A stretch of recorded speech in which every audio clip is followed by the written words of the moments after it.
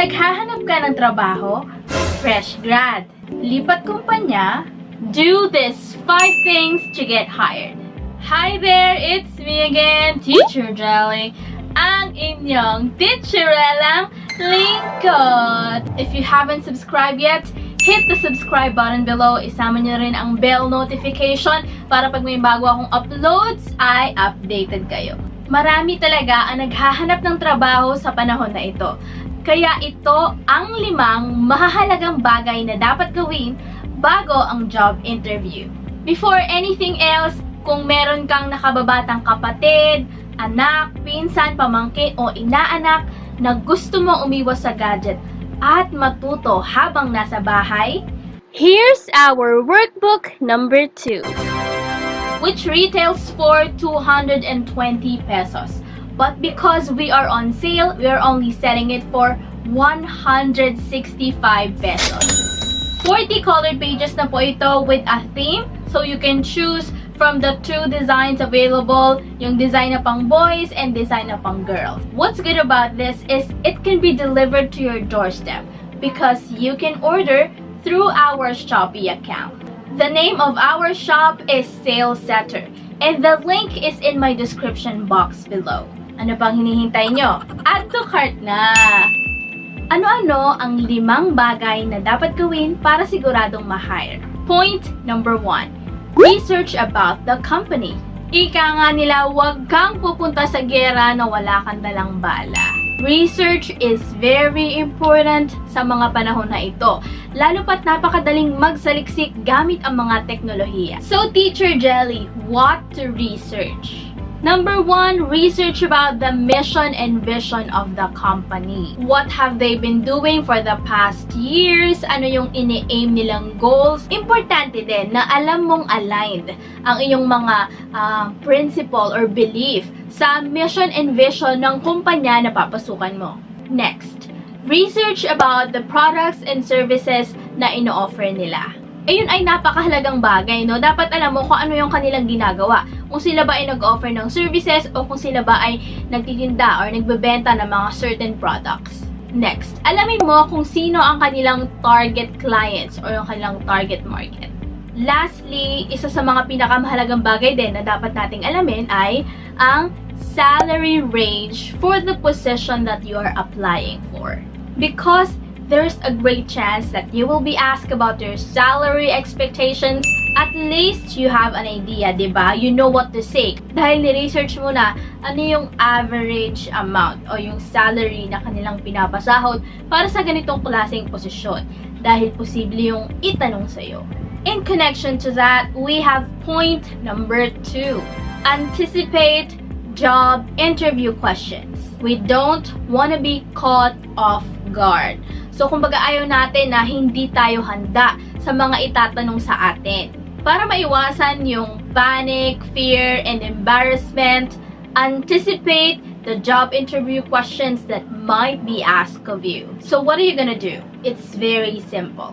List down all of the commonly asked interview questions. So, saan mo yun makakita? Sa Google, yan, i-research mo dyan or magtanong-tanong ka. Sa mga taong currently ay employed, tanongin mo ano yung mga tinanong sa kanila nung sila ay nag-undergo sa initial interview and final interview. I have 2 other videos in the Get That Job playlist. So, i-click mo lang yan mamaya, nandiyan yung link sa aking description box. Sa 2 video na yon, matututunan mo paano sagutin ang Tell Me About Yourself and What is Your Weakness. May sample answer tayo dyan. So, madali nang sundan dahil meron na kayong, kumbaga, formula and pattern. After listing down commonly asked interview questions, time for you to do point number 3. Practice your possible answers. My tip for you here is do not over-memorize. Just remember your key points or your key message. The disadvantage of over-memorizing is if ever you'll forget a certain word or phrase, you'll get lost, and worst case scenario, you won't be able to answer at all.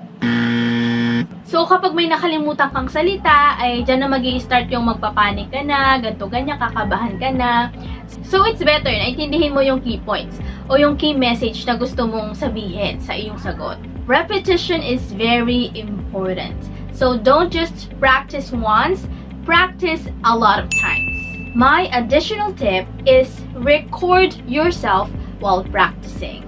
Pag pinlay mo yung iyong recording, maririnig mo ano yung mga sagot na medyo tagilid or medyo kailangan pang i-improve. And ano yung mga words na mispronounce mo or nagkamali ka ng pronunciation. So there you will see where to improve.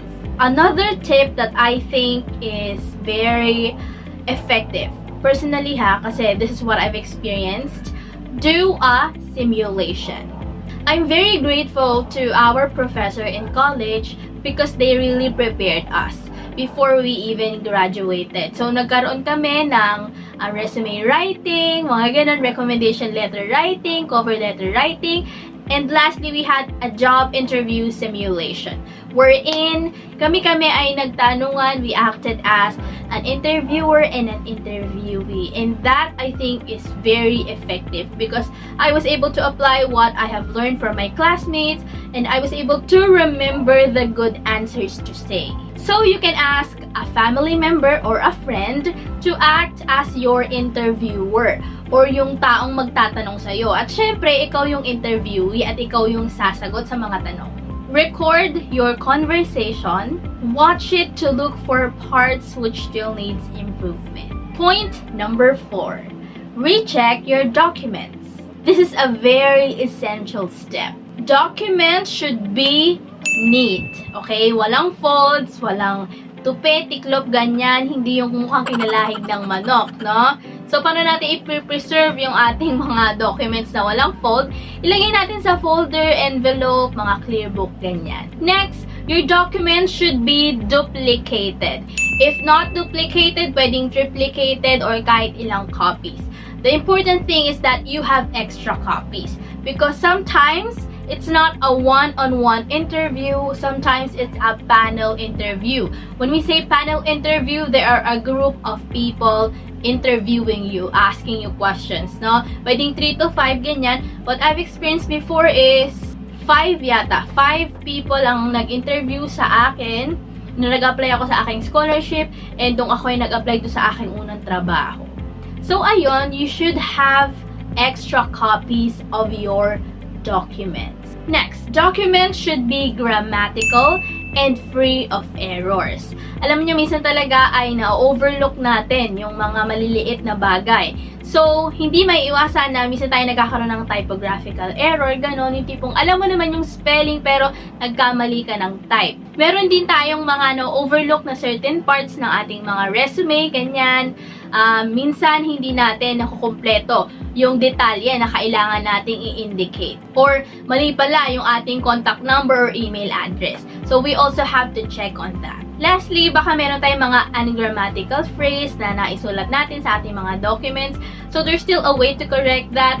Meron naman tayong grammar checker and spelling checker sa ating mga computer. Number 5 and lastly, be on the dot. So, be on time, no? You don't want to give that bad first impression. You want to make sure that you have calculated your travel time with allowance for traffic jam and any other road emergencies. Para ikaw ay on time or better, mas maaga pa.